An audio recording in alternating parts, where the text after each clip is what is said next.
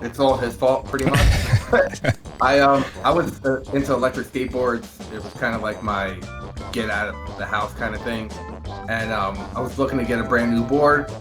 I looked up One Stop Board Shop, and I pull up to some house, and I'm like, all right, this is sketch. I'm buying a skateboard from this Free candy? He was like, oh, you're cool. Let's hang out. Try this one wheel. And I'm like, this thing's a death trap. I got it for 2 seconds. I hopped off. I'm like, I'm never doing this ever in my entire life. And then a couple months later, I think it was Black Friday, and of course, One Wheel always throws those crazy deals out. So I bought a pint, and I pushed myself every single day to ride it. And then I bring it to One Stop Board Shop again. Now it's actually in a real place, and saw him, and it's like kismet. It's just intertwined. We keep meeting each other, and it's always One Wheels. Every single time I see him, it's like a One Wheel story. Nice. So, yeah. That's awesome. I will say, I learned this from you, Caleb. Friends don't let friends buy pints. Don't let friends buy pints. That's true. Yeah. Now you. Fair. Also, because he wasn't touching a one wheel, and I rides one every day. Yeah. So he's definitely the I don't want it. I want it guy. Yeah. Well, you got when you see the price tag, you got to talk yourself out of it, right? And like for at least for a while until you come up with some plan that you can lie to your partner about how you're gonna get it and how it makes sense for a business or some shit, and then you just wind up with like a bunch of one wheels and shit. And like no guilt. How can I guilt-free talk my partner into letting me do this? So I come from board sports. I've been in skateboarding, skiing, snowboarding, all that, almost my entire life. And so I've got a buddy of mine. His name is Matt, and he's my he's my other skier snowboarder friend. And he's like a gadget dude. And so one time he calls me up. It's like, Brian, you should see this thing I just got. And it's like, awesome, send me the link.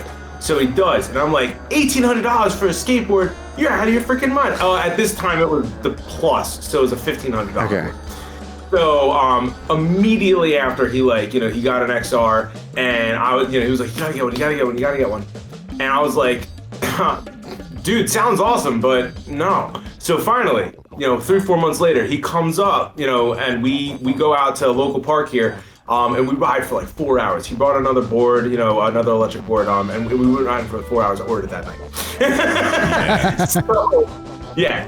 So that's how I got into one wheel, and I've been riding since the 42.6 XR days.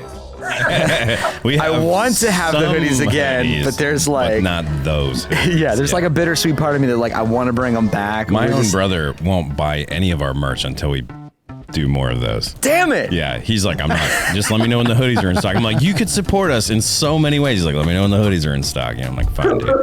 Yeah. I'm actually a little happy that I have one now. Yeah. You've got an OG, man. You've got a V1 OG. Yeah. Don't worry. There's no stipulations on it. If you wash it, it won't brick. It's a good time, right? Yeah. You can service it yourself all you want. Yeah, we are right to repair hoodie. At least started similar to Junior.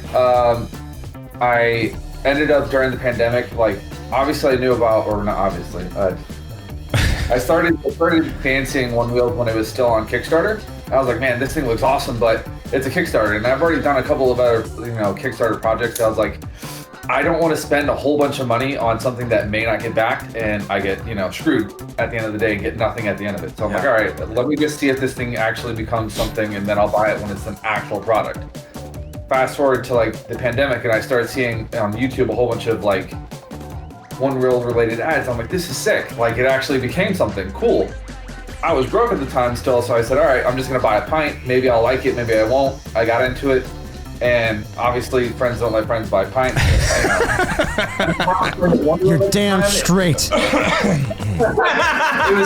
It was me at the time who didn't know anybody, didn't know anyone around, and mind you, I live around Philadelphia, so I was like, there's probably some groups out there. I'll just go on a group ride or something. Yeah. But it wasn't enough range, it wasn't enough speed. I tried modding it a couple times. It just didn't work for me. I needed something bigger, and I eventually ended up on an XR. But funny enough, I don't even own a board anymore. Oh, nice. Oh, no. You just here. Yeah. Oh, perfect. Yeah. You just a board bum? Perfect. There you go, yeah. It's all good.